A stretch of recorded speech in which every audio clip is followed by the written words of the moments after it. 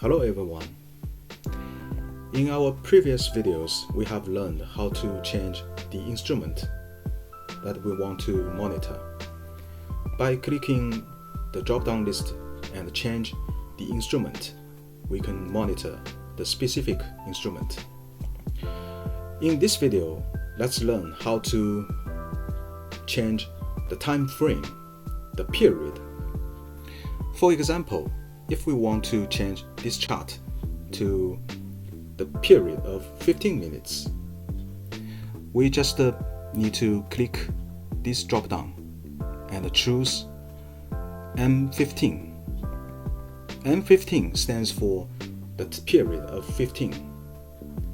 And then we just need to click the change button. Then the chart is changed to the period of 15 minutes data. Quite simple, right? Thank you for watching. See you next time.